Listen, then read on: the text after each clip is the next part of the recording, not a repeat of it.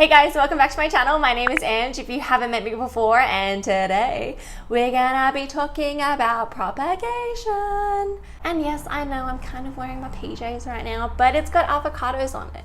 And who doesn't like avocados? I love avocados. So let's go. So this is my beautiful, beautiful spider plant baby. So I've had this for about 2 years, I want to say. It started off really teeny tiny and now it's a little bit out of hand. And I have recently started to propagate some spider plant babies, but I thought that I would do a quick little video and tell you guys how to do it yourself. So if you're interested, then definitely keep on watching. So I thought we would start off with just some basic care requirements for the spider plant. This one here is the variegated spider plant. So it has the white on the inside with green on the outside, but you can get a reverse variegated one, and you can also get a plain green one. So this one, like most houseplants, loves some bright indirect light. This one can live in a lower light situation, but the foliage will not be as magnifico. It will kind of be a bit more sparse and it'll be a little bit more just sad looking. So if that's not what you want, then put it in some bright indirect light. I also water this guy when it is completely dry.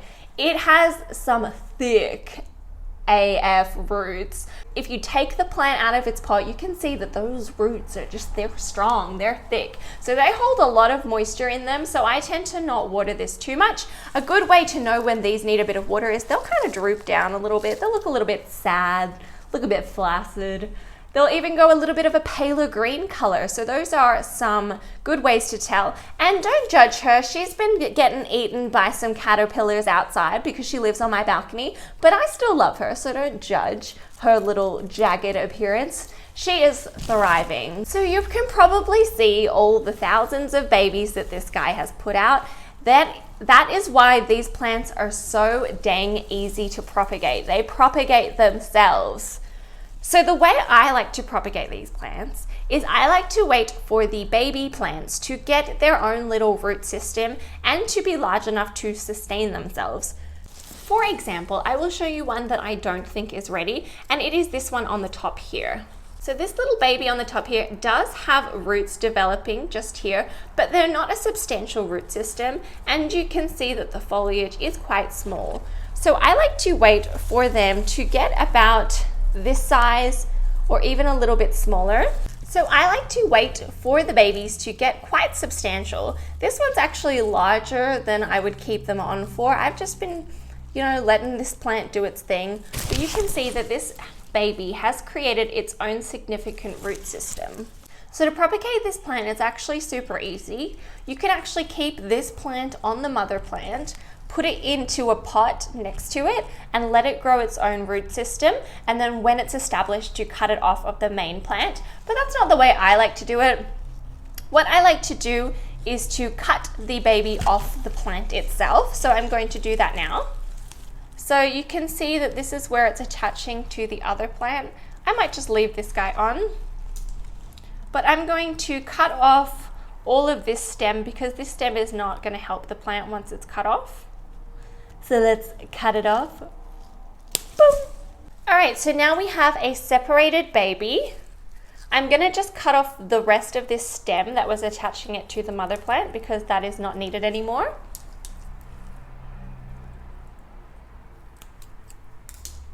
Okay, and now we have a separated baby.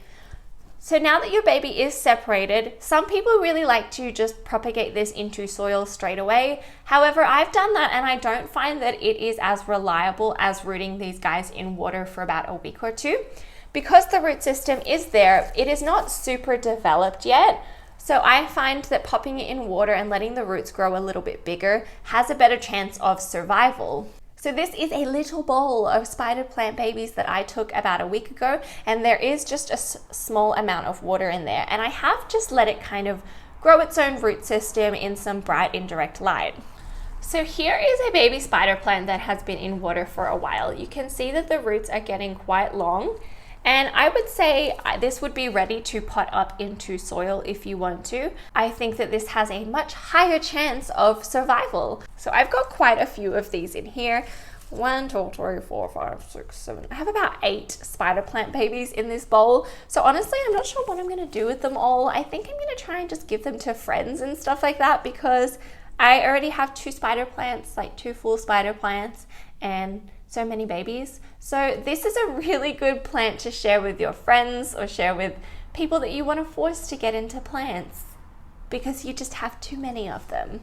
So I'm going to pot up some of these now, and I'm going to pop this one into water, and I will be right back. So these are all my repotted spider plant babies. Most of them have 2 babies per pot, but this one was quite large, so I put it in a pot by itself. So now I have 4 potted up. So I just watered these, and I'm gonna leave them to dry for a bit and then pop them in some bright indirect light, and honestly treat it pretty much like a normal spider plant. So wish me luck getting rid of these. I'm gonna just bring them to work and hope some of the girls will take them home and, you know, adopt them into their family, because I do not have enough room in my house for 1 million spider plant babies. Alright guys, so those are all my tips of propagating your little spider plant babies. If you have any questions, then definitely leave them in the comments down below. And if you liked this video, then definitely hit the thumbs up. And if you haven't already, then hit subscribe, because I post 2 plant videos every single week, and I'll see you guys in my next one. Alright, bye.